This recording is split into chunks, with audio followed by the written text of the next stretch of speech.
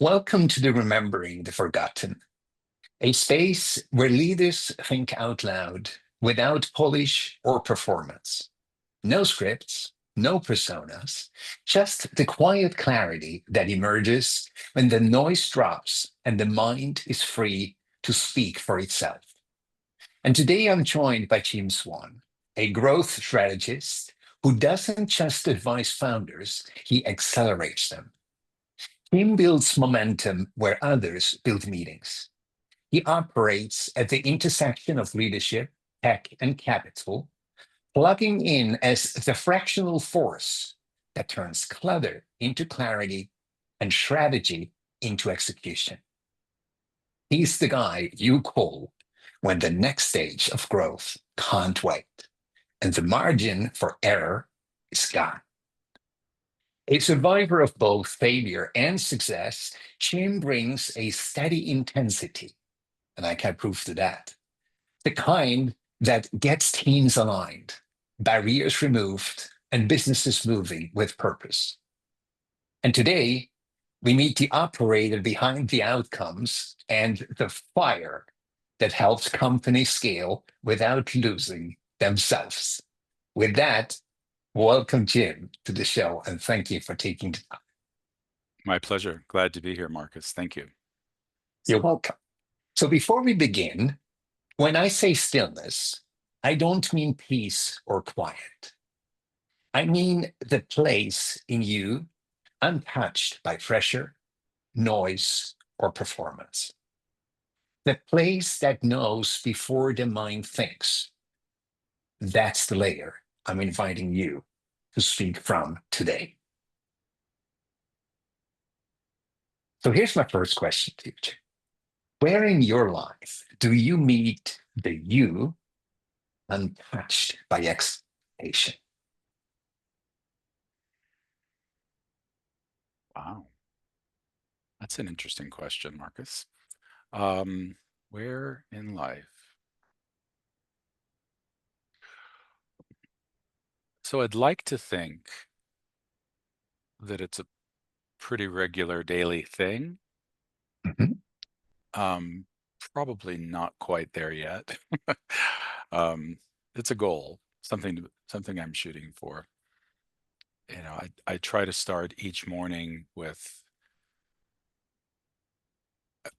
there's lots of things to do around the house. There's animals to care for. There's the house to get open and all of those things. But I always try to carve out 30 minutes of time, a little reading, a little meditation, a little contemplation.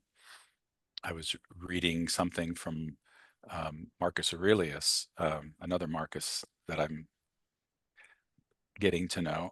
I've been trying to make Stoic, trying to make my way through his meditations, and they are it's fascinating. it's fascinating. It's not an easy read, I have to say. There's Mhm. something about the syntax that is, for me and sometimes it's a little hard to follow, but I do Mhm. find these gems that I like to hold on to.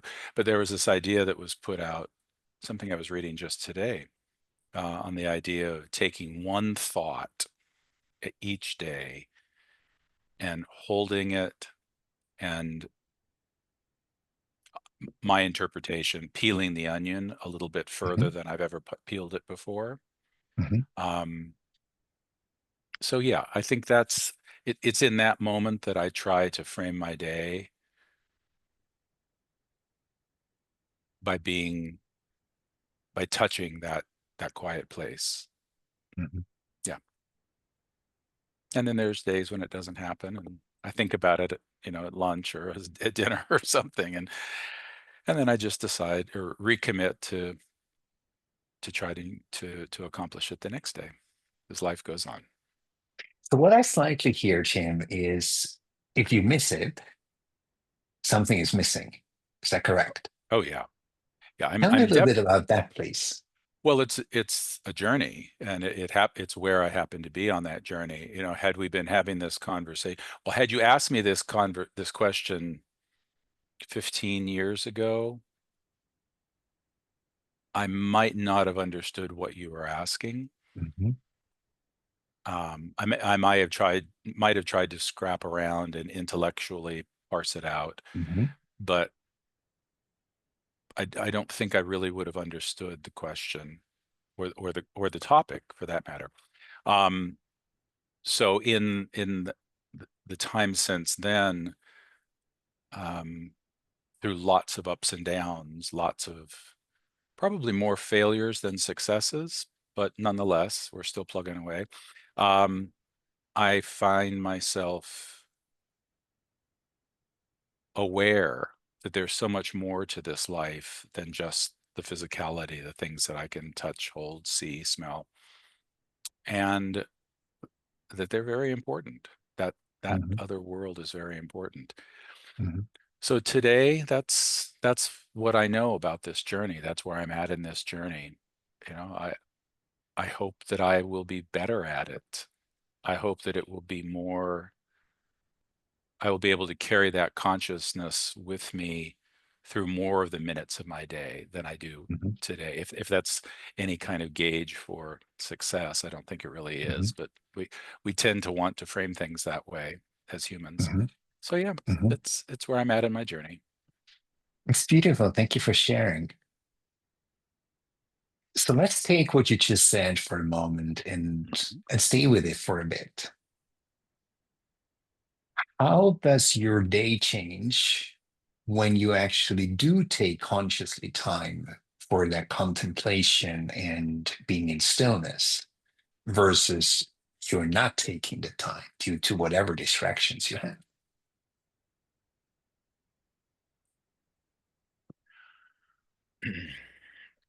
So there's a principle. First of all, a caveat: I'm not an athlete. I Mhm. played some sports in high school, and that's probably about as close to athletics as I've ever come in my life. But I read a lot, and I have friends who are athletes, and they talk about this idea in training of speed to recovery. Mhm. That when there's exertion, when the body is tested and pushed to its limit, and then that exertion stops, they time how long it takes their body to return to a normal heartbeat Mhm. to equilibrium.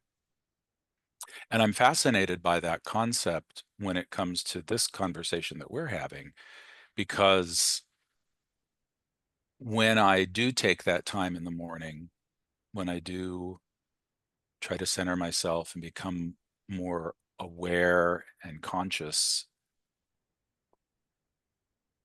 I think, maybe haven't done an exhaustive study, but I think I say that this is true, that my speed to recovery, my time to recovery, that when I'm knocked off balance or when something unexpected comes up that maybe throws me, maybe I get angry, maybe I get distracted in some other way. I mean, there's a long list of ways I can get distracted, um, but that I catch it. So how long does it take me? Is it a minute? Is it an hour? Is it a Mhm. day? Mhm. God forbid, is a week or more? I mean, all of those things are possible because Mhm. I'm still, learning. Mhm. But I like to think that when I start the day off, I stand a better chance of keeping that time to recovery on the lesser side rather than on the greater side. Why do you think that is? Well, age notwithstanding, we're forgetful creatures. I mean, I'm getting more forgetful all the time, and I say that somewhat jokingly, but um, I actually, so there's some family history. I lost my mother a couple of years ago to Alzheimer's, and was greatly concerned. It was even before her passing, and I was having a conversation with my doctor, and I was concerned because I found myself, I mean, you hear people talk about this. You walk into a room and you can't remember why you walked into the room, Mhm. and everybody laughs. Well, I was experiencing that. Mhm. And he asked a few questions, which turned out was sort of like a little mini test. Mhm. And then he sat down, and as he's wont to do, because he's a very gentle soul, he just sat down and looked me right in the eyes. He said, "The only thing that you're struggling with, it's I'm not concerned about Alzheimer's. I'm not concerned about this for you at this moment. You're just distracted. Mhm. It's a human condition. If we're Mhm. not paying attention to the thing that we're doing, I mean, I've read that the mind generates up to over 10,000 thoughts a day. Whether we're doing anything or not, the mind just is creating this. So how could we not be distracted? How could we Mhm. not remember why I walked into Mhm. that room? Or Mhm. so so for me, when I start the day that way, I it's a reminder. Mhm. It's a prompt for myself. Okay, try a little more today. Try better today. Try to remember as you move through your day the things that are really important. Mhm. So, Beautiful. Let me take you on a little journey. I mm, just welcome you to join me. What if the source of what you're actually tapping into is your core identity? What if what you're actually tapping into when you do take time in the morning for contemplation or just for being with yourself, not rushing into the day, that you're actually nurturing your executive functions? Which, interestingly enough, so many people tell me, Marcus, that's all up here. But I was just mhm, on a beautiful conversation, I believe with someone you know as well, who started showing me that all the creativity comes from here. And then it bubbles up, right? mhm, And I said, I'm so surprised, a little bit cheeky. I said, I'm so surprised. Why didn't you show it's all up here and then it comes down? mhm, And he stopped and he thought, and he realized that creativity doesn't come from up here. Here is this unconscious, what do people say? 97% something is unconscious what we think. yeah, And the maximum of that is negative against us. mhm, So there must be a core that is basically hidden, or probably even, how do you call that in English when you have something and then there is when a landslide comes down, how do you call um, that situation in the end? Like you had a house and then the landslide comes, and what is that thing called? a catastrophe, a disaster. Yeah, let's say you have something nice and then you put a lot of dirt on it. So it's basically not there anymore because the dirt came on it. Mhm, And this is what happens with us human beings. mm, When we were born, Jim, think about that for a moment. We came as fully fledged individuals on Earth. We have these executive functions, creativity, intuition, whatever you want to call it. We had it, we used it. And especially as long as we couldn't talk, people let us alone. You see where I'm going, right? yeah, mhm, So as soon as people believed, Jim actually seems to understand what we're talking about, which was probably around 4, 5, 6, 7, 8, that's when they started putting their concepts into you. And then they basically started, let's use it piling up. They started piling up the actual executive function, mhm, which is who you are initially. So, what if every single time when you actually do go into contemplation, you start unearthing more and more of who you are? So, what if that actually gives you the energy to go through your day, starting to act from that source more and more and more? So, you see, it's not just the distraction goes away, but actually you get a whole new arsenal, which puts you in a whole different league. Isn't that incredible? yeah, it And you see, is. this is why I love what I'm doing. Yeah. because I believe that stillness is nothing else than the path of remembering who you once were before the world taught you who you had to become. And I would like to share something I only figured out this morning, Tim. Hmm.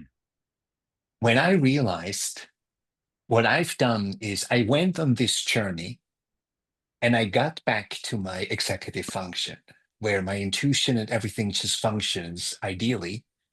And I realized, no, it's not becoming the boy who I was at 9.5 when this pileup started badly.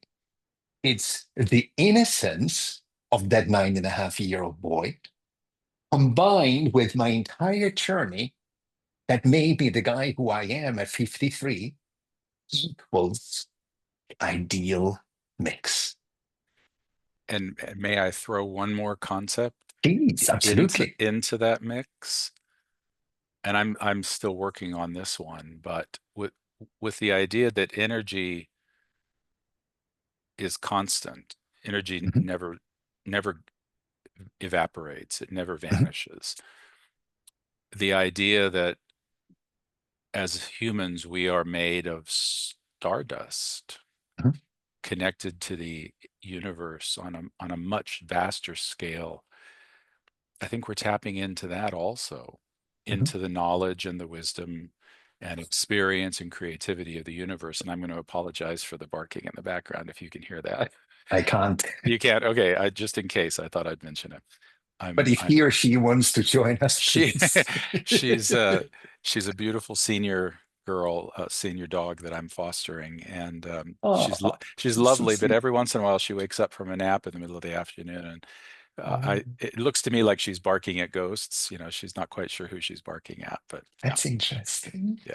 So Okay. anyway, oh, no, there she goes, a little louder. Yeah, Anyway, you can't hear yeah, anything. the um the, the idea of the connection to the infinite source of the universe Mhm, mixed in with all of that, it's mhm. fascinating to me.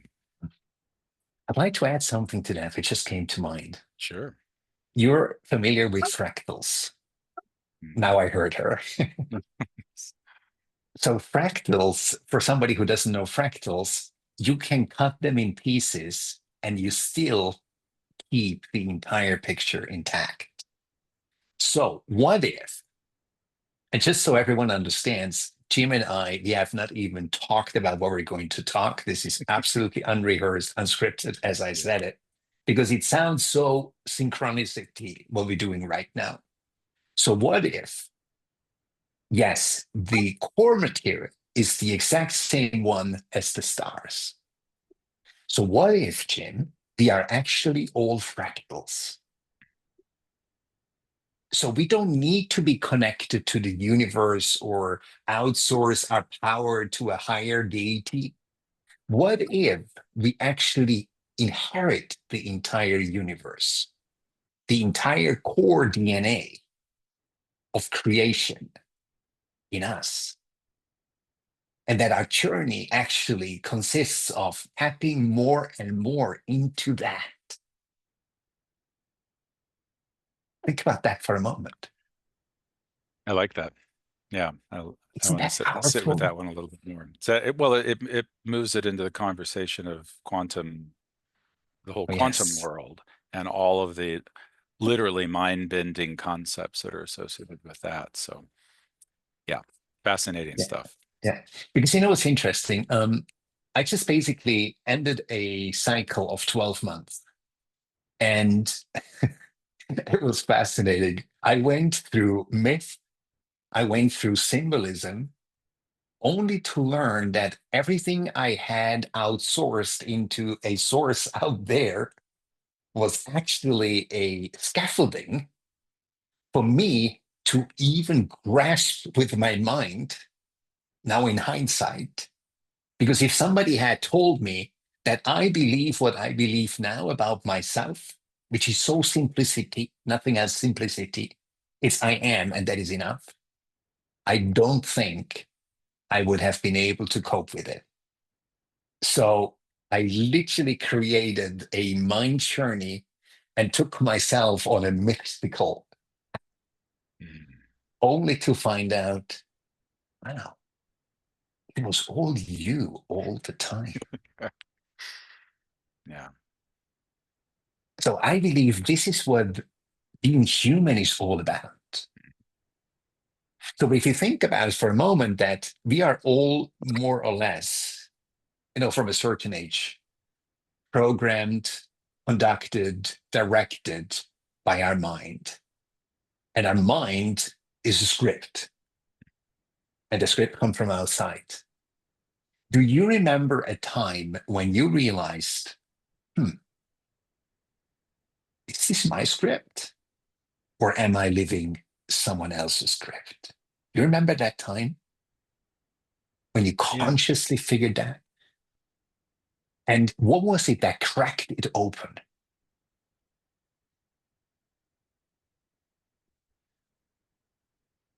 Yes, I do remember the period of time in my life when I first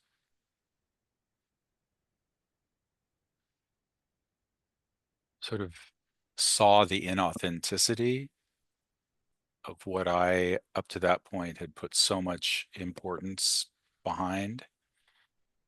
And it was when it was shaken, in some ways taken from me. And and it, some people talk about hitting rock bottom. Mhm. It would have been one of my rock bottom moments. And and for the first time in my life, I experienced a, pers a perspective on my own life, looking at it as an outsider. That must have been impressive. Almost, and it wasn't an out of body experience. It was just a consciousness where I was looking over my own shoulder and observing me and the things that I was doing. And I didn't know who that person was. I didn't, I didn't like that person. I didn't resonate with the things that that person believed were important. And for the first time, I saw the dissonance, and I knew that, you know, something needed to change. It's the, this the, wow. Without going into details, was that something, was there something that cracked it open?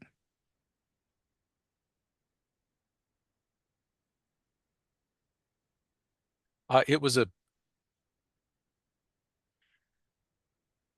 it was a bit of the domino effect for me. It wasn't one moment in time. It was probably 6 months, 5 months of Mhm, time where things started to topple, and then toppled the next thing and toppled the next thing and mhm, toppled the next mhm, thing. And by the mhm. time I got to the end of that 5 months, I was, it was 3 in the morning. I was sitting on the rooftop of my high-rise building in Los Angeles, looking out over the Sunset Boulevard, and was trying to find a good reason not to jump. And I hadn't realized that my two dogs had followed me up the stairs that night, or no, it was early in the morning, 3 in the morning, and they were barking behind me. That's what sort of snapped me out of that moment. And I realized that I couldn't go through with what I was contemplating because who would take care of the dogs?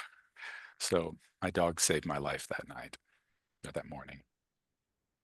Yeah. So for other people, you could literally say your two kids followed you Yeah. Yeah, and very they much. called you and said, Daddy, And Daddy, Daddy, yeah, what about us? What and about us? you snapped out of it. Yeah. Wow. What was that feeling when you snapped out of it?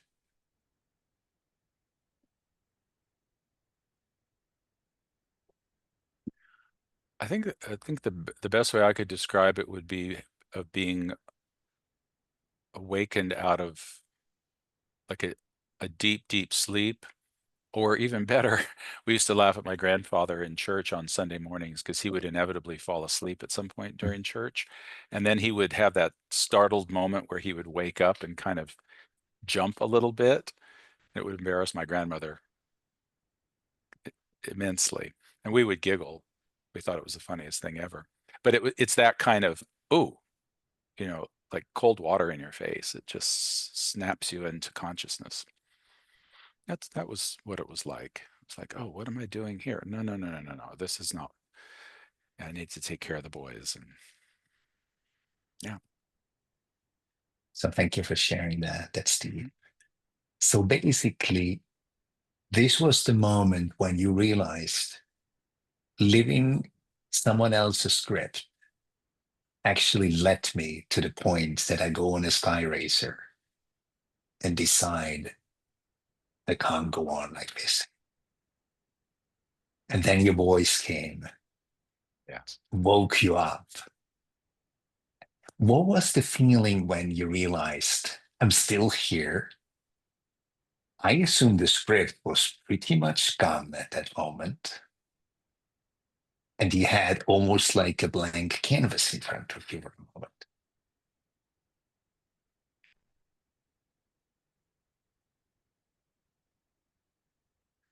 I suppose on some level, yes. I don't think I was, if I was aware of the canvas, I Mhm, wasn't aware of the whole canvas. mhm, I was aware of just that one little dot that I could be conscious of right immediately in front of me. mhm, I just have to get through the next moment or the next hour or the next day. mhm, And for a long time, it was just that kind of slogging along, just with that very, very narrow focus, because that's all I could handle. mhm, And and as time has gone by, I think I'm more aware of more of the canvas mhm, and find that thrilling, find that mhm. incredibly thrilling. Isn't it beautiful? It wouldn't have been needed to go that far, right? Like it would have been nice to Oh, understood yeah. it before. Yes, but some of us have to learn things the hard way, so, Uh, or the I got to the harder way. point. I got to that point where a cancer doctor told me, if you continue that pace, within a half a year, you'll be in a wheelchair paralyzed. Mm, So I didn't go your way. I went the other way. yeah. And the amazingness is, I'm pretty sure that in hindsight, you heard that little wee voice saying from time to time, whispering, Jim, is this as good as it gets? Mhm. Isn't there more to your life? So noisy that we don't even hear it anymore. And guess what? It literally sent your voice to bark it in a language you could not freaking misunderstand. That's right. Yeah. Wow, that is so incredible. Yeah. Life has a way. Life Yeah, has a way. wow. So was that a moment when you say all the noise fell away for a moment? Um, no, I mean, that wasn't my experience in that moment. I was much more, let me think about this. I don't think the noise fell away. I think for the first time in my life, I was aware that I had control over the volume knob that controlled that noise, and that for the first time, I wanted that noise off. And as it turns out, that's kind of a daily, momentary. I mean, circling back to what we started talking about, that's a daily commitment, recommitment. Stay focused, keep the volume down, because Yeah, I mean, my God, the world today, you know, it can get awfully noisy yeah, if we let it. But yeah.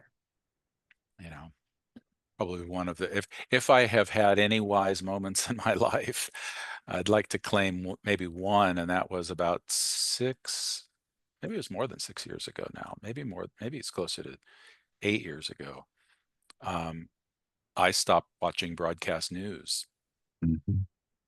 just ripped it right out of my life. And we used to keep CNN on at the office back in the day, just because we wanted to stay abreast of what was happening in the world. Mhm. And it felt very, I don't know, somehow hip to do that, you know. Mhm. Anyway, Mhm. um, oh my God, I can't sit through broadcast news anymore. Mhm. I want nothing to do with that. Do I stay connected to the news? Yes, I have sources and I make a Mhm. point of educating myself. But to sit and be bombarded with that noise, oh my Mhm. God, no, no, thank you. Mhm.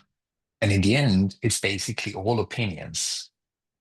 And those opinions are the ones that program you. Yeah, they're junk. It's like living on a diet of junk food. You know, Yeah. at some point that diet will kill you, and not a question of if. It's really just a question of when. And so yeah, so I that's one area where I was very clear in my life. I had control over the Mhm. volume Mhm. associated with that and connected with that. And there's still other areas where I'm having to be reminded every day, Mhm. turn the volume down, stay Mhm. conscious, stay Mhm. aware, focus on the things that really matter. So yeah, the journey continues.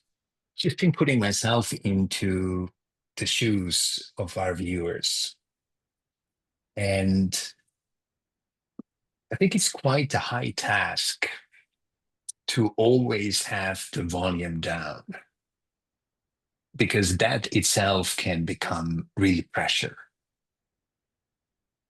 I feel only having or just having the understanding that I actually do have the control to reduce the noise. Yeah, I think that itself is the first start.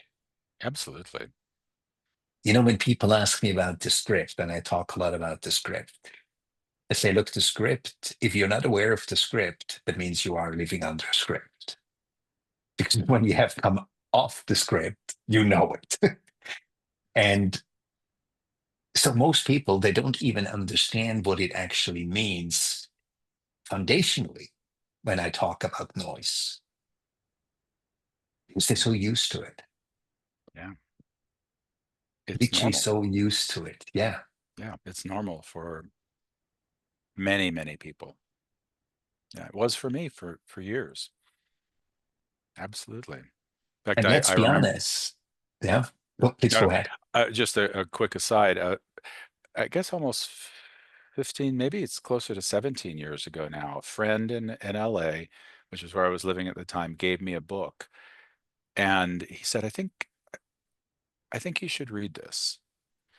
And I trusted him and I went home and I curled up and I started reading and I got 2 pages in and I was like, it might as well have been in Latin. I had no idea. It was like, this is just gobbledygook. I don't even understand the syntax, let alone the content. And I put it away. And fast forward probably 8 years later, maybe a little bit more than that. I saw it on the shelf one day and I picked it up and it made perfect sense to me. I understood exactly. And much of the book was talking about this very thing, the noise, the thoughts that the mind generates, whether we want it to or not, and how do we Isn't that manage those? amazing? Yeah. Mhm. And it literally comes to you at the right time. So it's ready available when you're ready. Yes. Yeah. This is something that always fascinates me.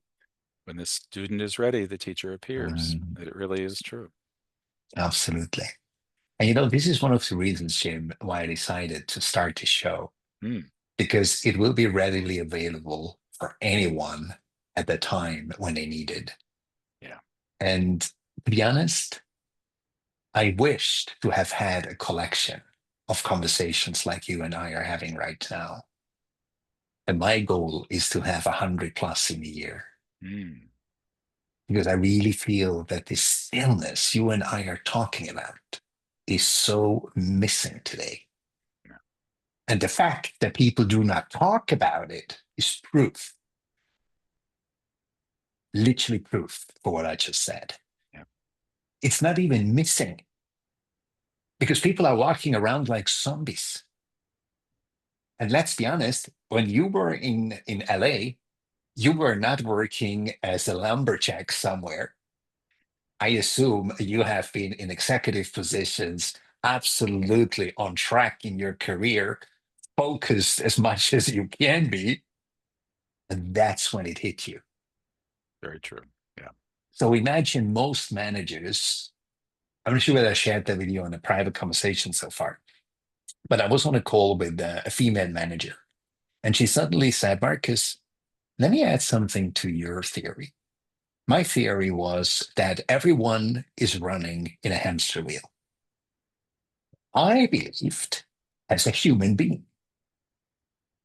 And she said, Marcus, let me add something to that. Especially in the United States, humans morph into hamsters so they fit into the hamster wheel.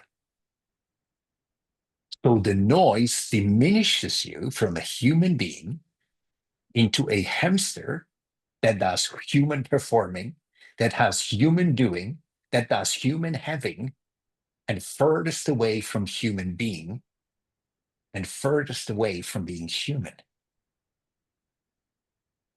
because it becomes a little animal. Yeah. So think about that.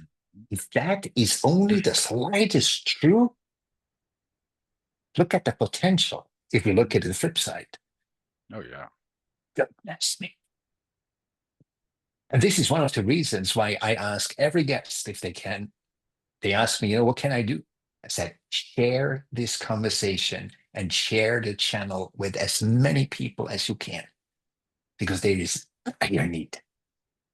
I rarely watch news as you do, probably a little bit more Yeah. than you. I haven't watched it for years. And when I watch it now, I literally have to walk away because my mind starts almost hurting, Mm. Oh, yeah. you know, not to even talk about the underlying emotions these people have when they present the news and when they have their panels and everything. It's all programming in the end. Yes. Crazy. So here's one question, Jim, and Mhm. I want to bring it slightly to an end. It's a beautiful conversation and we could speak for hours. I know that. Yeah. If someone who listens feels lost in the noise, and in your case, I add a little bit more, because we know that, especially in manager leagues, suicide and suicidal thoughts and suicidal attempts are probably more prevalent than anyone else believes. What is the one thing, Jim, you'd want someone like that to remember is still true?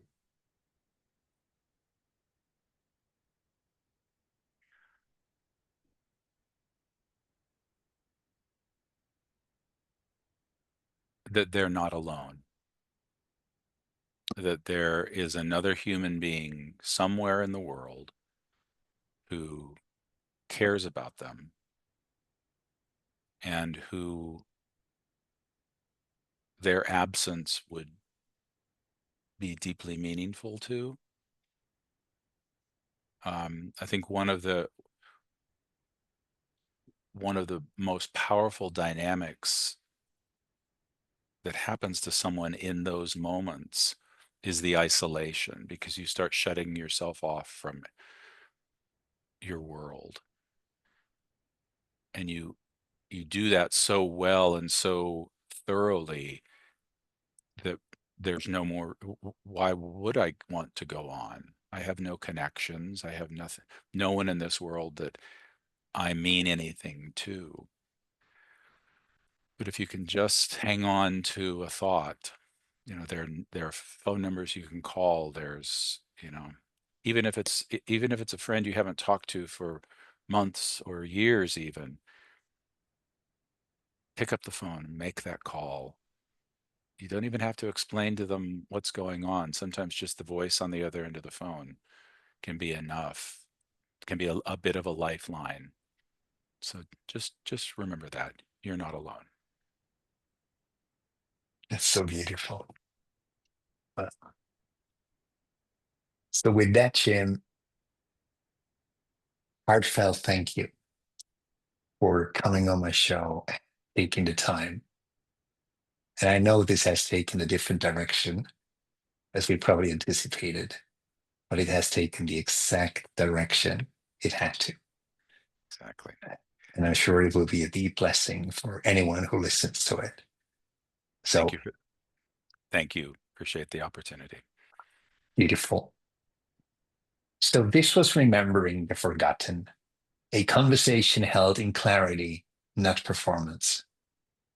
If something in this exchange helped you see differently, carry that forward.